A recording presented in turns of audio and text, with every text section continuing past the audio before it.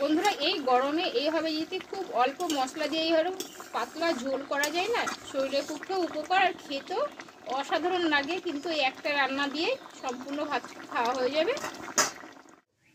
নমস্কার বন্ধুরা, আমি কাকুলি কিচেন হাউসে সবাইকে স্বাগত জানিয়ে প্রতিদিন তোমাদের কাছে নতুন রেসিপি নিয়ে চলে এসেছি।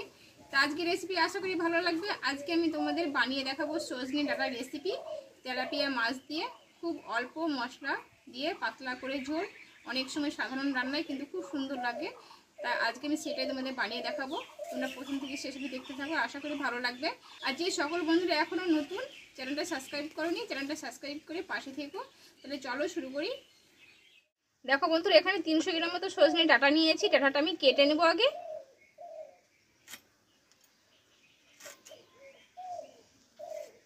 ডাঁটাগুলো ভালোভাবে আমি কেটে নেব ছোট ছোট করে পিচ করে। আর এই রান্নাটা এমনই রান্না, অল্প মশলা দিয়ে একদম সুন্দর একটা রান্না করে তোমাদের দেখাবো।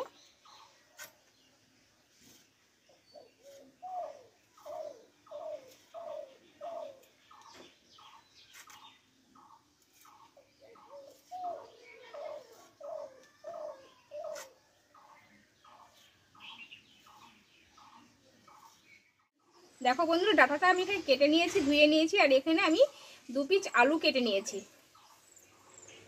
দেখো বন্ধুরা, এখানে 300 গ্রাম মতো তেলাপিয়া মাছ নিয়েছি, দিয়ে কেটে ভালোভাবে পরিষ্কার করে ধুয়ে নিয়েছি। ছোট বড় সব রকমের কিন্তু আছে। চলো মাছটাকে ভেজে নেব। দেখো উনানটা ধরিয়ে কড়াটা গরম করে নিয়েছি আমি। এবার চলো মাছটাকে আমি ভেজে নেব। দেখো মাছটায় হলুদ আর লবণ আমি ভালোভাবে একটু মাখিয়ে নেব।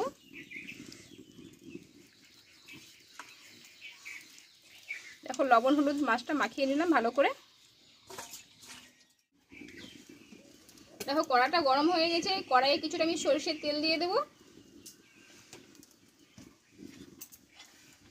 আর এই মাছে আমি 5টা এখানে বড়ি ব্যবহার করবো, তার জন্য 5টা বড়ি আমি নিয়ে নিয়েছি, ভেজে নেব।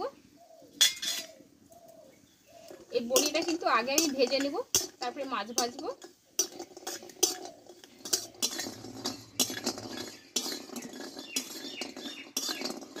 দেখো বড়িটা কিন্তু ভালোভাবে ভেজে নিয়েছি, একটু কড়া কড়া করে। এবার তুলে নেব। দিয়ে এই কড়াইয়ে কিছুটা তেল দিয়ে এবার মাছগুলোকে আমি ভেজে নেব আগে। দেখো এই কড়াইয়ে কিছুটা আমি আবার তেল দিয়ে দেবো, দিয়ে মাছটা ভালোভাবে ভেজে নেব।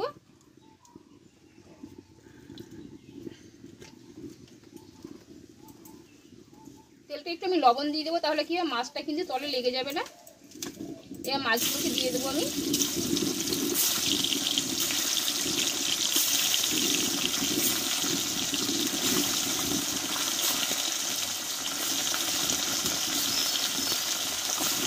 মাছটা কিন্তু সবটাই আমি একসঙ্গে ভেজে দেবো।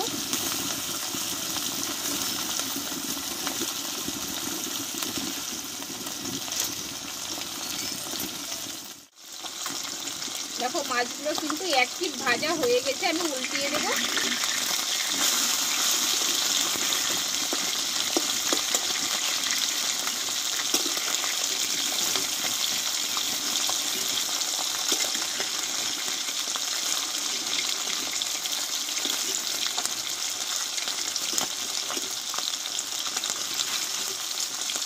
এই পিঠটা ভালোভাবে ভেজে নেব।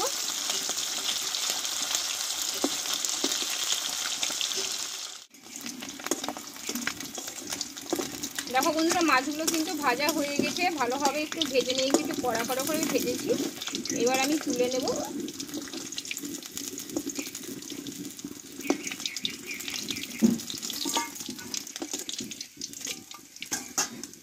এবার এই তেলে দেবো আমি একটা তেজপাতা, আর দেবো গোটা জিরে। আর এখানে আলু আর ডাঁটাগুলো আমি একসঙ্গে দিয়ে দেবো।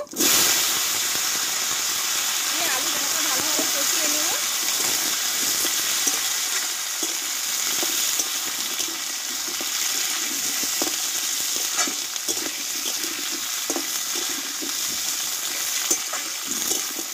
খুব সিম্পলভাবে বন্ধুরা রান্নাটা, কিন্তু খেতে খুব সুন্দর হবে। অল্প একটু মশলা দেবো।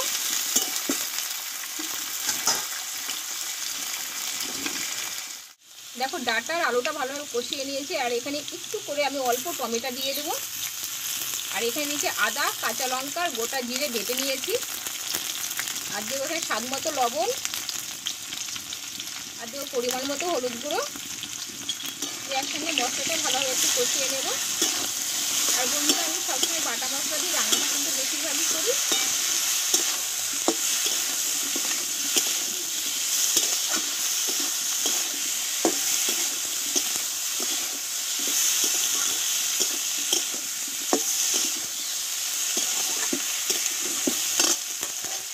আর দেবো বড়িগুলো।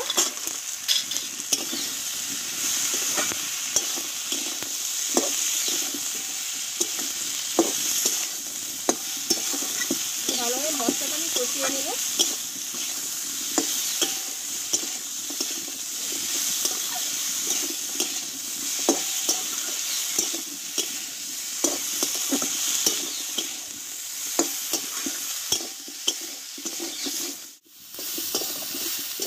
দেখো বন্ধুরা, মশলার সঙ্গে আলু ডাঁটাটা ভালোভাবে কষিয়ে নিয়েছি। এবার কিন্তু আমি এতে জলটা দিয়ে দেব।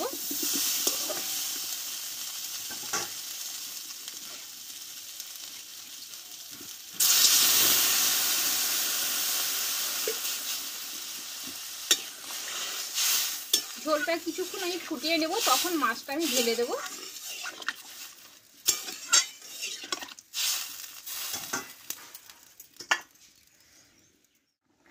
বন্ধুরা, ঝোলটা ফুটে উঠেছে, কিন্তু আলুটা সিদ্ধ হয়ে গেছে।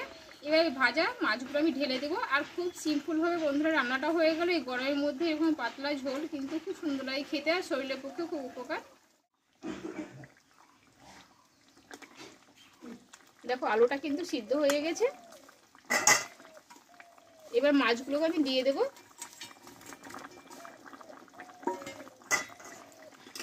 মাছগুলো দিয়ে কিছুক্ষণ ফুটিয়ে নেব। বড়িটাও কিন্তু সেদ্ধ হয়ে গেছে দেখো।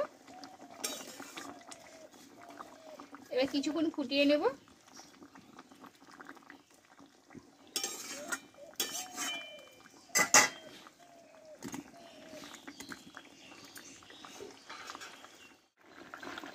বন্ধুরা, এই গরমে এইভাবে যদি খুব অল্প মশলা দিয়ে এইভাবে পাতলা ঝোল করা যায় না, শরীরের পক্ষে উপকার, আর খেতেও অসাধারণ লাগে। কিন্তু এই একটা রান্না দিয়ে সম্পূর্ণ ভাত খাওয়া হয়ে যাবে।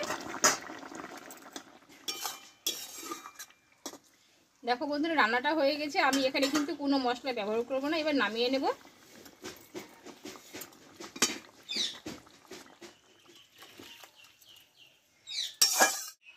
বন্ধুরা, তাহলে তেলাপিয়া মাছ দিয়ে সজনে ডাঁটার রেসিপিটা আমার হয়ে গেল খুব অল্প মশলা দিয়ে। আর তোমরা একবার বাড়িতে এইভাবে বানিয়ে নিতে পারো। এই গরমে কিন্তু খেতে খুব সুন্দর লাগবে আর শরীরের পক্ষে উপকার। আর রান্না করে খেয়ে কেমন হয়েছে আমি কমেন্টে জানাবে। আর আমার রান্নাটা তোমাদের কেমন লেগেছে অবশ্যই কমেন্টে জানাবে। ভালো লাগলে একটু লাইক করে দিও আর বন্ধুদের কাছে শেয়ার করে দিও। আর এইভাবে আমার নিত্য নতুন রেসিপিগুলো দেখতে থেকো। আবার পরের রেসিপিতে তোমাদের সঙ্গে দেখা হচ্ছে। তোমরা ভালো থেকো, সুস্থ থেকো, টাটা।